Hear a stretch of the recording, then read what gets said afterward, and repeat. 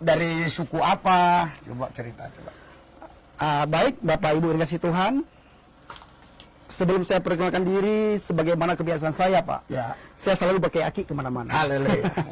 Kalau bagi orang pada umumnya, aki itu hanya untuk mempermanis jari. Ya. Tapi bagi saya, aki itu aku kabarkan Injil keselamatan, Injil Kristus. Saya berasal dari Aceh, Pak. Ya. Orang dunia mengartikan Aceh, Arab, Cina, Eropa, Hindia. Mungkin kalau Bapak Ibu, termasuk Bapak Gembala, Ya. kalau melihat kulit saya hitam, kemungkinan ada sedikit keturunan Hindia, Pak. Ya. Tapi kalau saya pribadi mengartikan Aceh, Pak, aku cinta Elohim Hamasiah. Haleluya. Aceh bagi Kristus. Ya. Awal permulaan saya terhadap kekristenan itu, Pak, itu dimulai dari tahun 2014. Ya. Nah, waktu itu saya punya usaha di Aceh, sapu lidi. Sabu lidi, Pak. Dan kebetulan waktu itu juga saya sangat senang dengan film sinetron Tukang Bubur Naik Haji yang ada di RCTI itu, Pak. Oh. Setiap malam saya nonton film sinetron Tukang Bubur Naik Haji. Ya. Sehingga membuat saya menjadi penonton bagi saya. Ya. Saya bilang dalam hati, kalau dia tukang bubur bisa naik haji, saya juga tukang sapu bisa naik haji. Iya. Kalau Allah izinkan, kenapa tidak? Iya. Nah, jadi iseng-iseng masih tahun 2014 saya buat status di Facebook. Ya. Saya tulis, insya Allah pada tahun 2017 tukang sapu naik haji. Haleluya. Banyak yang komentar amin segala macam bla bla bla bla. Tidak ada satupun komentar yang melemahkan dan melemahkan saya, Pak. Ya. Semuanya komentar bisa menguatkan saya dan bisa membangkitkan gairah saya dalam bekerja. Ya. Sehingga ada sekali waktu saya melihat komentar Ibu Sofi Silalahi, Pak, Ya. orang Medan. Ya. Beliau komentar begini, apa kamu bilang naik haji? Jangan-jangan tahun 2017 kamu ke Israel. Nah, Mendengar Israel, Pak, bagi kami orang Islam, orang Aceh itu sangat tidak enak. ya, Kalau terus kami cerita, Pak. dengar Sini aja. Israel, Panas, ya. sangat tidak enak. Ya. Itu membuat telinga kami itu pusing ya. Ya. Sakit itu kalau mendengar nama Israel. Tapi ketika Ibu Sofi itu mengatakan, apa kamu bilang naik haji jangan-jangan ke Israel tahun 2017, detik itu juga, Pak, saya caci maki dia. Saya hina Ibu Sofi. Segala nama binatang sudah keluar. Lalu saya hina Kristen, saya hina Yesus. Padahal nggak ada sangkut pautnya dengan Kristen. Beliau hanya bilang kamu akan ke Israel tahun 2017. Ya. Lalu ibu itu tidak membalas hinaan saya, tidak membalas cacian saya, tidak membalas makian saya. Ibu ini memasukkan akun Facebook saya, Pak, ke grup Islam bertanya, Kristen menjawab. Kristen bertanya, Islam menjawab. Nah, di grup tersebut setiap waktu itu terjadi perdebatan. Dari kalangan Islam mencaci maki orang Kristen, dari kalangan Kristen pun membalas cacian umat Islam. Saling mencaci maki. Orang Kristen mencaci maki orang Islam mencaci maki orang Kristen. Ketika dilontarkan satu ayat Alkitab, itu bukan dijawab, malah cercaan yang dapat. Begitu juga ketika saya orang Islam melontarkan hadis dan Al-Quran, itu juga dapat cacian dari orang Kristen. Nah, hingga sekali waktu, Pak, saya menemukan berhadapan dengan satu orang. Ya. Bapak ini bisa dibilang orang tua, Pak, sudah tua beliau. Beliau setiap cacian dan makian saya di grup Islam bertanya, Kristen menjawab, itu selalu beliau balas dengan kata-kata yang lemah lembut. Ya. Sopan sekali, santun sekali. Gara-gara kelemah lembutan Bapak itu membuat hati saya tergugah, Pak. Ya. Apa sih yang dipelajari oleh Bapak ini? Saya tidak mengatakan apa yang dipelajari oleh orang Kristen, karena orang Kristen sama dengan saya, Pak. Ya. Cacian, makian, hinaan. Ya. Tapi Bapak ini selalu membalas dengan kata-kata yang lemah lembut. Ya. Hingga sekali waktu Bapak ini balas komentar saya begini, Mas Pendi, Anda mengatakan dari kemarin saya mengikuti tulisan Anda di grup ini, Anda selalu membawa nama pesantren. Ya. Anda katakan mantan santri. Oh, Bapak mantan pesantren. Mantan pesantren, Pak. Pesantren mana, Pak? Lusmawi, Pak. Loksmawi. Ya, Daya Ulumuddin. Berapa tahun Bapak di pesantren? 6 tahun. 6 tahun. Sampai tamat dari 1 SMP sampai kelas 3 SMA. Oh. Nah, saya mondok di situ, Pak. Ya. Kita tinggal di asrama, nggak boleh pulang. Pulang kalau libur. Berarti Bapak ini kalau baca Al-Quran itu mulai dari huruf tajwidnya, apanya semua oke lah. Alhamdulillah, Pak. Ya, Kita tidak bisa lupa itu, karena itu Ya. Sejak kecil, bukan sejak kecil ya, dari kandungan kita sudah mendengarkan kalimah itu. Ya. Lalu Oke. dididik lagi di dalam suasana Islam. Ya. Nah, terus tamat SD, saya diantar oleh mama saya ke Ya. sebuah pondok. Nah, saya kembali kepada pokok pembahasan kita tadi, Pak. Kenapa saya bisa mengenal Kristus, percaya kepada Yesus? Dari saya orang yang menghina, orang yang mencaci maki, bisa percaya kepada Yesus. Ya. Itu karena kelemah lembutan satu orang Kristen. Oh, bisa boleh disebut namanya tuh. Namanya Pak Kurnia Budi. Pak Kurnia Budi. Orang Jakarta, sekarang tinggal di Jogja beliau. Dan puji Tuhan kami sudah sering ketemu, Pak. Ya. Dan beliau juga termasuk salah satu guru rohani saya. Nah, di mana Bapak tertariknya waktu itu sampai ikut Yesus gitu? Eh, Kan begini, ada orang kesaksian dapat mendengar suara, ada dapat penglihatan, ada karena waktu baca Alkitab itu sepertinya ayat-ayat itu berbicara. Nah, kalau Bapak bagaimana dengan Nah. Pak Budi ini ceritanya? Dengan Pak Budi cuma tulis begini, Pak. Mas Pendi, dari kemarin saya mengikuti tulisan kamu, selalu keluar cacian dan makian, serta hinaan terhadap orang Kristen, agama Kristen. Saya tidak melihat ciri-ciri santri daripada kamu ini. Tidak ada tutur kata kamu seperti santri pada umumnya. Ya. Itu menjadi pukulan bagi saya, Pak. Nah, kelemah lembutan Pak Kurnia Budi itu menjadi pukulan bagi saya. Sehingga hati saya ngomong, Pak, sama diri saya sendiri. Apa sih yang dipelajari oleh Pak Kurnia Budi ini? Ya. Saya tidak mengatakan apa yang dipelajari oleh orang Kristen. Ya. Akhirnya, Pak, saya iseng-iseng nih. Saya cari di internet, saya ketik di Google a Bible. Ya. Ketika saya ketik di Google a Bible, itu satu ayat yang keluar. Tidak ada ayat setelahnya, tidak ada ayat sebelumnya. Seandainya waktu itu, Pak, keluar ayat di mana Yudas Iskariot menjual Yesus kepada ahli Taurat, mungkin kita tidak ketemu siang hari ini. Begitu juga bila ayat yang keluar ketika saya ketik Bible, keluar ayat Petrus menyangkal Yesus, kita juga tidak ketemu. Tapi keluar ayat, akulah jalan kebenaran dan hidup. Saya kalau baca ayat ini, Pak, merinding. Sampai sekarang ayat itu membuat iman saya di dalam Islam itu berubah total, Pak. Ya, berarti kurang lebih dengan kata-kata Pak Budi yang lembut, Bapak sudah mulai agak tertarik tapi belum mantap, terus Bapak baca Alkitab, ketemu ayat itu gitu. Saya bukan baca Alkitab, Pak. Saya ketik cuma Bible. Oh, Bible. Saya ingin melihat apa sih yang dipelajari oleh Pak Kurnia Budi. Iya. Ketika saya ketik a Bible, yang lucunya Google cuma satu ayat ditunjukkan kepada saya. Yohanes 14 ayat 6. Akulah jalan kebenaran dan hidup. Tidak ada seorang pun yang datang kepada Bapa kalau tidak melalui aku. Nah, di mana saya waktu itu merenungkan, Pak, Al-Quran 6666 ayat. Ya. Ada banyak diceritakan tentang kisah Nabi dan Rasul dalam Al-Quran. Bisa Bapak ulangi lagi supaya orang bisa ingat 66 ayat, ayat Al-Quran.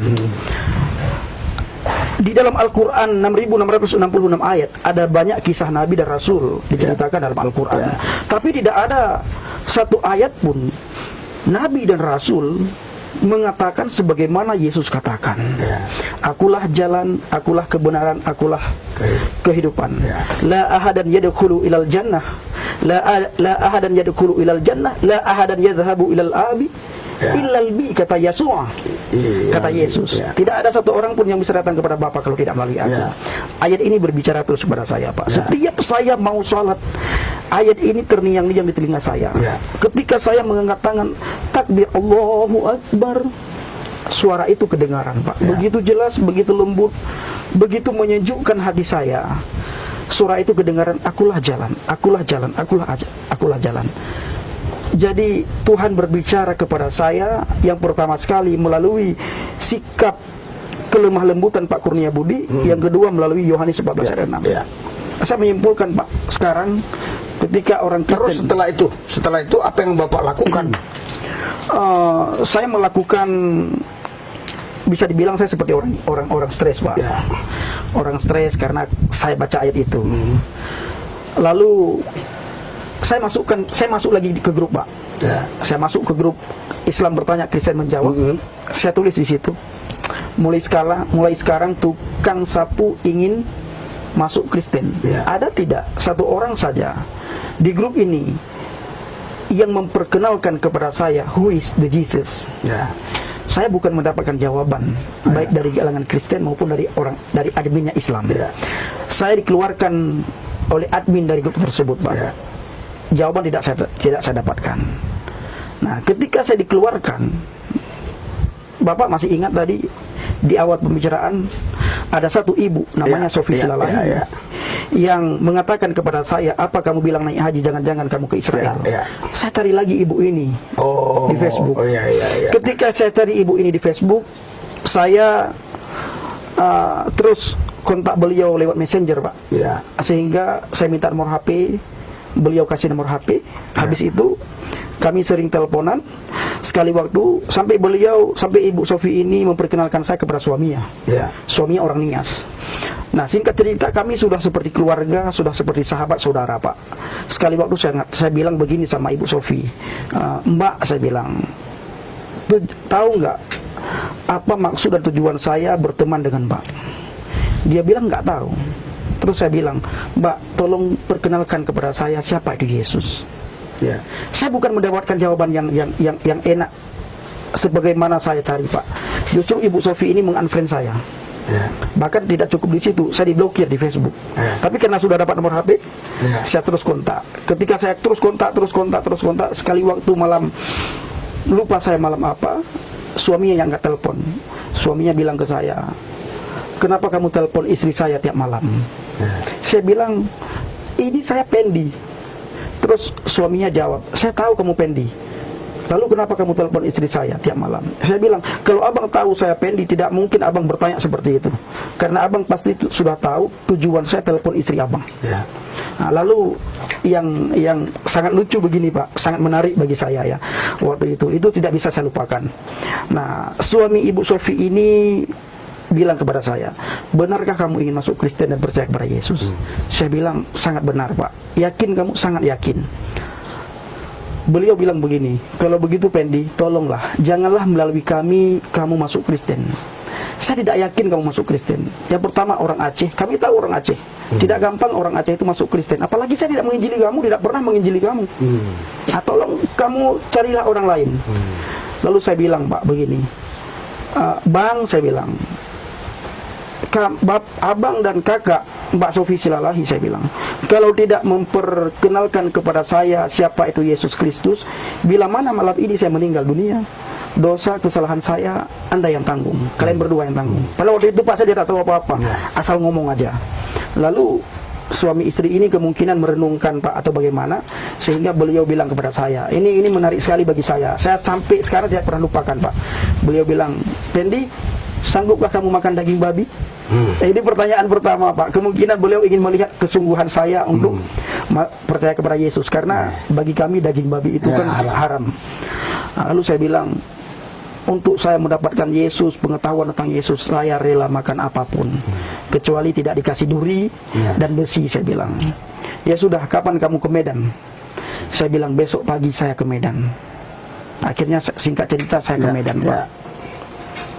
Nah, terus setelah ketemu ibu itu, tinggal di rumah ibu itu? Saya tinggal di rumah ibu itu. Berapa lama, Pak? 3 hari 3 malam, Pak. 3 hari 3 malam. 3 hari 3 malam di perumahan Setiabudi. Nah, terus Bapak belajar lagi mendalami firman Tuhan itu lewat siapa? Nah, setelah saya di rumah Ibu Sofi ini 3 hari 3 malam, Pak, sehari-harinya saya dibawa ke rumah Bapak Sinaga. Nah, karena Ibu Sofi ini keadaannya bisa dibilang orang miskin. Tapi bukan Sinaga yang bilang orang Batak jelek-jelek kan? Bukan itu apa namanya itu? Nah, Khalifah Sinaga ya. Nah, itu bukan dia, Pak, bukan. Sekarang Bapak Sinaga ini menjadi bapak angkat saya. Ibu Sofi ini dan suaminya, Pak, orang bisa dibilang orang miskin ya. Saya melihat sendiri keadaan rumahnya segala macam. Saya dibawalah ke rumah Pak Sinaga. Nah, oleh Pak Sinaga, oleh istrinya Pak Sinaga, dipanggillah seorang pendeta karismatik, Pak. Nah, oleh pendeta saya didoakan. Datang pendeta ke rumah Bapak Sinaga, saya didoakan. Ketika didoakan, saya merasakan damai. Bisa disebut nama pendeta, Pak? Siapa tahu ada orang yang kenal nanti. Pak Ismianto. Pak Ismianto, ya. Beliau di Medan, salah satu gereja di Medan. Begitu menyejukkan, bahkan saya bisa tidak tahu apa yang merasuki saya, Pak. Saya menangis segala macam, tetapi pikiran saya tidak hilang, Pak. Apa namanya, ingatan saya tidak hilang. Nah, lalu ketika saya menangis terisak-isak, Pak Ismianto dia peluk saya, dia bilang kamu sudah berada di dalam Yesus, imani terus Yesus. Setelah itu Pak selesai doa saya dengan menangis terbata-bata, saya mohon, saya minta kepada Yesus dua hal Pak. Waktu itu doa saya begini, Tuhan, kalau engkau sekarang sudah mengambil saya dari orang yang tidak percaya, dari orang yang benci menjadi orang percaya, saya minta dua hal Tuhan, jadikan saya sebagai penginjil dan jadikan saya sebagai pengkhotbah. Tapi setelah saya percaya kepada Yesus Pak, arah saya kepada penginjilan. Sekarang Bapak penginjilan sudah kurang lebih kemana aja? Misalnya nggak usah disebut semua lah. Misalnya roti, talaud, miangas, apa lagi? Itu istilahnya. Kalau istilah Jokowi miangas, roti, talaud, miangas. Penginjilan saya pertama Papua sana apa namanya? Papua Nugini? Bukan. Satu lagi yang kalau si Jokowi ngomong roti, talaud. Dulu kita bukan sebutan gitu, dulu roti, talaud, ya kan? Sekarang kan miangas. Ya. Apa itu? Roti. Saya Indonesia bagian timur belum, Pak. Belum. Ya. Tapi akhir-akhir ini banyak yang panggil saya lihat. Ya. Penginjilan saya pertama sekali ke Pulau Mentawai, Pak. Mentawai. Tahun 2017. Ya. Setelah Mentawai, saya sudah ke Batam. Ya. Saya juga sudah ke Kalbar, Kalimantan Barat, Pak. Saya juga sudah ke Bangka Belitung. Ya. Kemarin saya ke Nias, Pak. Ya. Di Nias, Teluk Dalam, Pulau Telo, Pulau Tebolo, Pulau Deru, Pulau Seru, itu saya masuk, Pak. Sekarang Bapak penginjilan kemana-mana. Puji Tuhan bisa dibilang seperti itu. Jadi gini Pak, jika berkenan, saya mewawancarai banyak orang tidak pernah tergerak begini. Ini entah kenapa saya tergerak. Jika berkenan, bisa nggak Bapak sebut nomor rekening Bapak? Karena saya tidak mau ada pendeta tertentu kan ambil murtadin terus ambil apa lewat nomor rekening dia, enggak. Maksudnya karena Bapak penginjilan tadi, bisa nggak sebut nomor rekening Bapak biar tidak ada salah sangka, karena kalau masuk ke Bapak tidak ke saya tidak. Saya lihat dulu Pak. Bisa.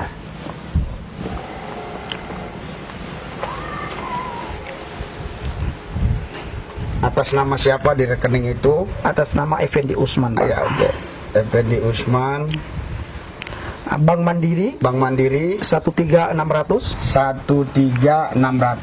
14 98 98 15 15 49. Ulangi sekali lagi Pak. 13 600 14 98 98 15 49 49. Atas nama Effendi Usman. Atas nama Effendi Usman. Oke, kalau bisa nanti tolong dicatat juga, maksudnya pakai nomor ya.